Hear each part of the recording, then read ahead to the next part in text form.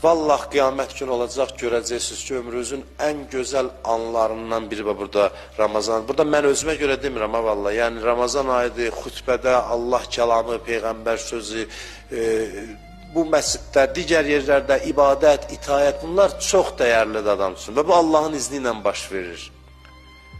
Allah icazə verir bizə.